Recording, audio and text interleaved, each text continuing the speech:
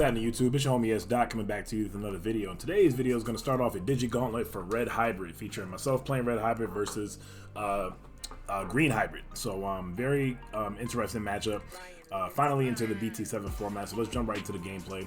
Got double Flamemon coming out, one in Raising, that's the Piercing Flamemon from BT6, and then we got the new Flamemon from BT7, and that allows you to reveal the top 4 cards of your deck and search for a Susanamon, Hybrid, or a Takuya from your from those cards. Now keep in mind you can only add one of those cards. You're not able to add two like the BT4 Flamemon, but at least we hit something, so we net us +1 there. My opponent's going to hatch an egg and then Digivolve into a Tentomon. That Tentomon is from the EX01 set.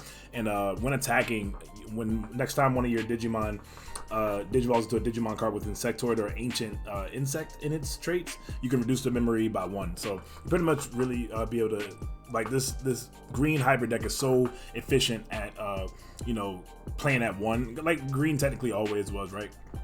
But yeah, so you get a lot of free Digivolutions in this deck, and it's very nice to see. Along with that JP too, JP and Bokomon also have a very cool interaction to where when you Digivolve into one of your hybrid level 4s, that JP reduces the cost by 1. And since JP reduces the cost by 1 and Bokomon gains you 2, you actually net gain 1 memory, which is really good. So Bokomon, of course, is a very strong card. It would behoove me to have a Burning Greymon here this turn. Burning Grey is one of the more powerful cards and definitely my favorite card in Red Hybrid to utilize to delete cards like Bokomon or Gazimons, etc. So see what ends up happening here. Looks like I'm not planning on raising the Flamemon. Something ideal here. One of the early, one of the strengths of the Red Hybrid deck is to have that early aggression with the Ancient Greymon. If you have the, of course, Lagoonimon and the Ancient Greymon is very solid. But looks like I'm gonna value keeping the Flamemon in the back. I Digivolve into an Lagoonimon here and go to 1.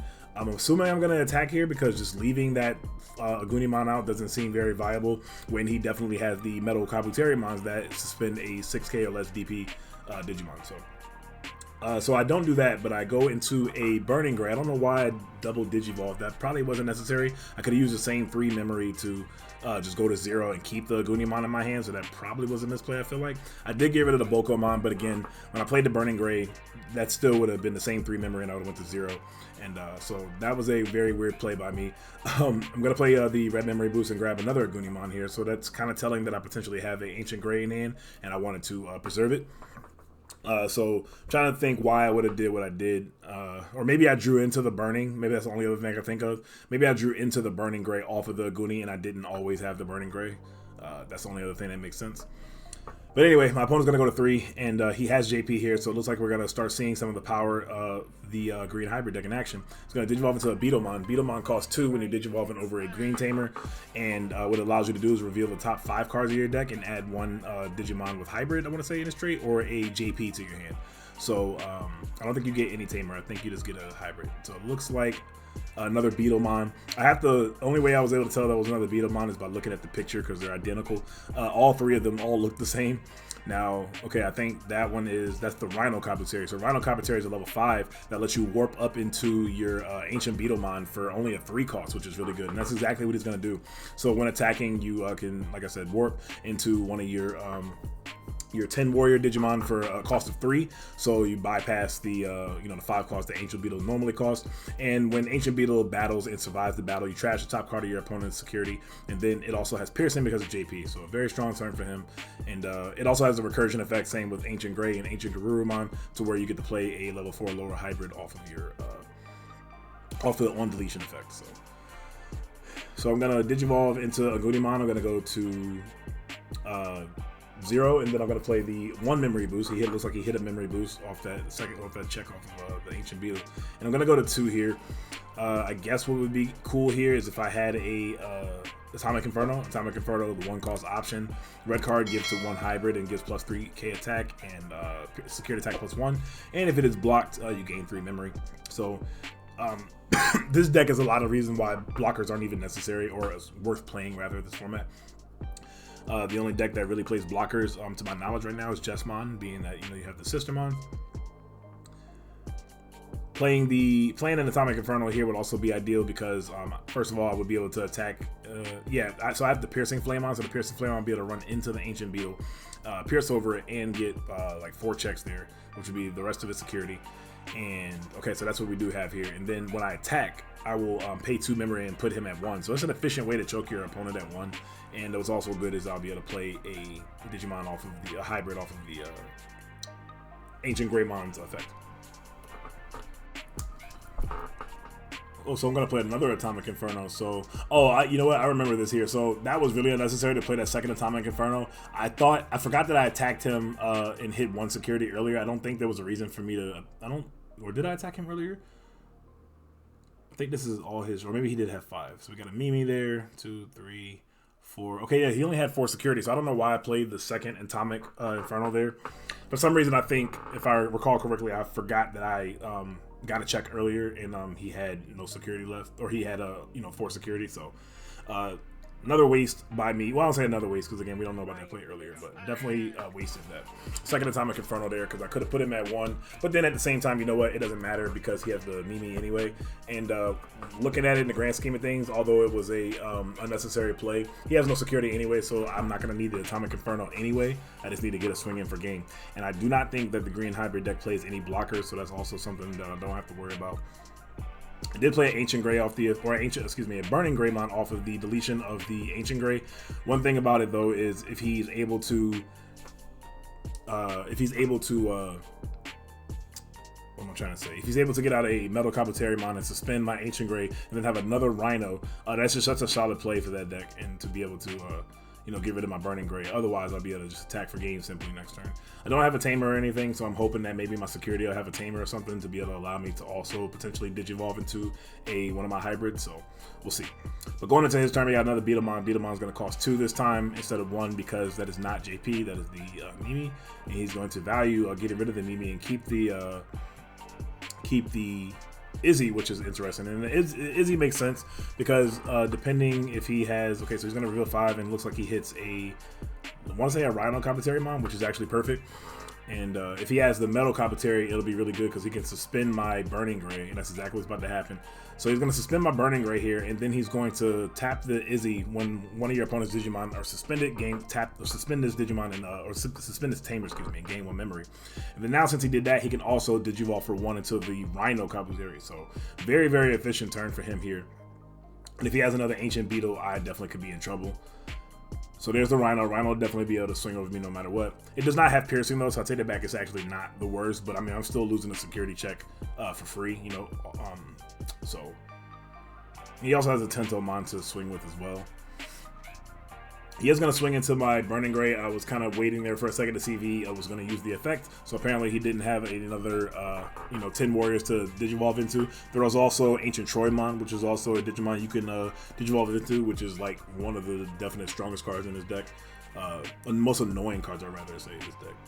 Of course, it's good. That's why you're playing it. But so we're going to play another JP. So he's definitely put me on a clock here. I have nothing either to, work off of. I'll take that back. He has technically 3 attacks because the JP will definitely make his Beetlemon on Metal Kabuteri cost only 1, and then he'll go to 0 if I could choke him at 1 because he doesn't have the Mimi up anymore. But I'm not sure. Okay, yeah, so he put me at 3 there. And yep, and then so I play the Marcus, which is going to put him at 1, which gives me full range to be able to just kill him next turn. I don't think there's a way that he'll be able to get a 4th attack on me. Again, he has a Tentomon and the Rhino Kabuteri, and then even if he has a hybrid to Digivolve over the JP, there's no way he'll be able to get a 4th attack outside of to Digivolve over that his Izzy as well in order to be able to game me. So. If he can't do anything this turn, again, I don't think this deck plays any blockers, so I'll just be able to simply raise the Flamemon next turn and swing for game. Speaking on the Marcus real quick, Marcus does have a few applications in his deck. Burning Greymon will cost only 3 when you use the Blitz. You do have, not your Burning Grey, I'm sorry. Burning Grey does attack and, you end up gaining the memory, but you have the Emperor Greymon, excuse me, with the Blitz. That will make the Marcus cost 3, and there's not really many other situations, I guess, unless you have the Ancient Grey where you built like an Aldemon and Raising with a Gunimon under it, and then you'll be able to Digivolve for 3 and then attack and then actually gain a memory there because you don't miss timing. But digression aside, he's gonna play another Beetlemon, and I guess he's just playing it out just because. But he's at 0, and there's no like Hammer Spark like effects or anything for him to be able to gain memory and attack me again. So he's gonna attack into a Flamemon, just play it out. And then he's going to end up scooping it up there because, again, we have the Flame on in the back to just raise and swing for game. And we're going to move on to game 2. So game 2, my opponent actually decides to go first, which is interesting. I don't blame him, though, and to be honest with you, I think as much as I'm so used to going second because I've been playing so much Jessamon last format and this format that I feel like I always just wanted to go second because your opponent's going to give you so much memory. But especially with the mulligan, the fact that we're able to potentially see a new hand, it might actually be correct to just go first with the... Well, you know what? I lied. I take that back. I'm thinking about the purple matchup, which I'll talk about when I do my red hybrid deck profile. Speaking of red hybrid deck profile, if you guys would like to see that red hybrid deck profile, like this video and comment on the video as well if you guys would be interested on that, or like and or comment rather on the video, so that'll let me know, give me some nonverbal communication with you guys and let me know what I'm doing is things you guys would like to see. So I'm going to start off with a tie, which is very huge. I will say this was a clear, easy spot to be able to play tie, but even to this day, I've been playing this game since last May and I'm still having a hard time sometimes of disciplining myself to play my memory tamer earlier than later, because sometimes when you get to the mid and late game, you really don't have spots to be able to play a memory tamer. So despite you giving your opponent potentially, you know, a good bit of memory in the early game, let's say you're at 0 and then you play your memory tamer, give them 4, throughout the game the payoff is going to be the investment of you playing that tamer earlier is definitely going to you know, benefit you. So I'm going to Digimon into an Agumon there. Agumon's going to put him at 3, and oh yeah, because he has the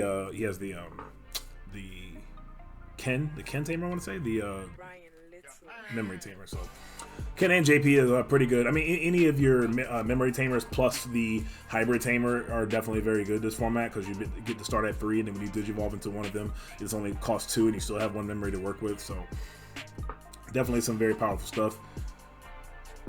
I am threatening a Ancient Gray on the following turn. Keep in mind that, like, if you do have a card like Atomic Inferno, you have to use the Atomic Inferno on the Agumon, because if you did draw into Ancient Gray, let's say you know somehow had it on your turn, you can't use the Atomic Inferno on Ancient Gray because he is not a hybrid. So there's a Beetlmon. Beetlmon is going to reveal a good bit of cards. He has 2 choices here. It looks like Metal Carpetary or the Rhino, and it looks like he's going to take the Metal Carpetary. I want to say that is.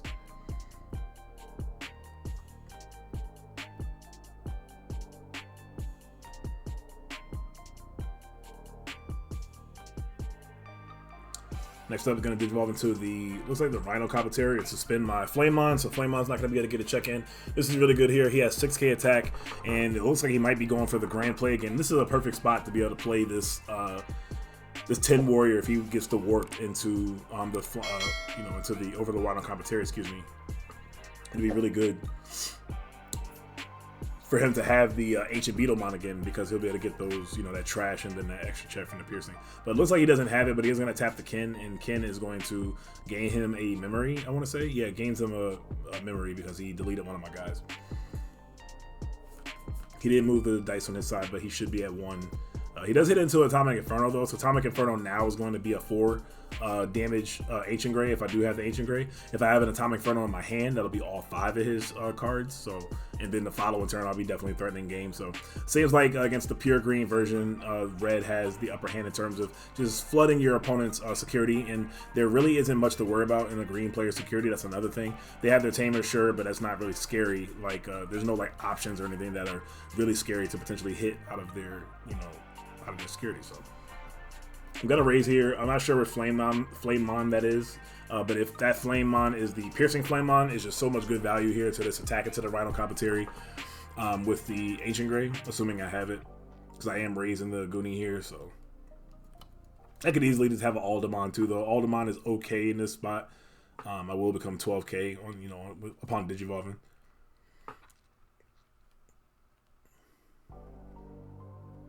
I decided to play an Atomic Inferno, so I did have a second one. So the Agumon is going to be 7k, but when I warp into the Ancient Gray will at least be 16k if I'm attacking into his Digimon. If I'm attacking into a player, the Demi Marimon will give me another 1,000, so I'll be at 17k, and there's definitely 16 to 17k is definitely a threshold that's good enough. I think their highest is 13k, so as long as you're higher than 13k, you should be good in their security. That's the only other real defense, quote-unquote, they have.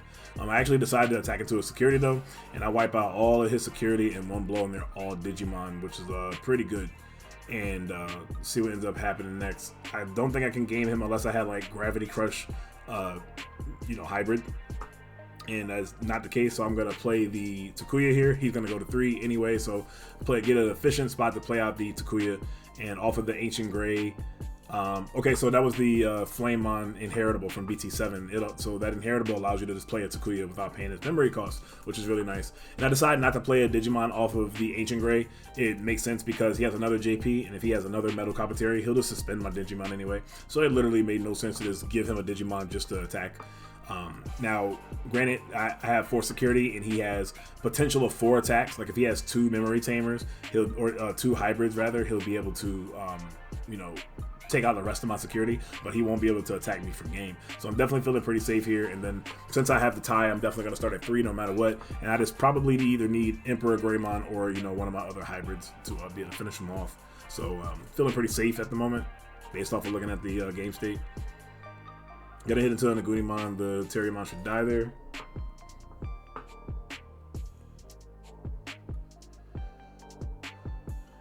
See what happens next. Again, I don't think there's a lot he can do. I guess this is one of the issues with the pure green version, and why the Christmas version, the red-green version, is going around, because the red-green version gives more pressure. As you guys can see, you know, overall, some potential weaknesses of the pure green version. We got a Gunimon here, so yeah, so he did have exactly what I said. He had like the 2 hybrids, so he had 4 damage, but he just wasn't able to, he was just about there, but wasn't able to get that last check, unfortunately. There's literally nothing else he can do. There's no green Digimon that Digivolves for 0 and allows you to, you know, unsuspend and attack again. So there's literally nothing he'll be able to do as long as I should just show him the Emperor Greymon there, and the Emperor is just going to end up doing it, just to kind of save some time. And yeah, that's going to end up being the game. I hope y'all enjoyed the match as much as I enjoyed commentating it. Be expecting some more content coming from me soon. Got a couple of deck profiles to show you guys what decks I'm playing this format. What I plan on taking to the Digifest, talking about mulligans and side decks and all that good stuff. And yeah, we got the next Digi-Gauntlet match coming up soon, and I'll catch y'all in my next video. Y'all stay safe. Y'all have a great day and or night whenever you're catching this video. This is your homie S. Dot heading out, and y'all stay on y'all progression, no question. Peace. Warrior.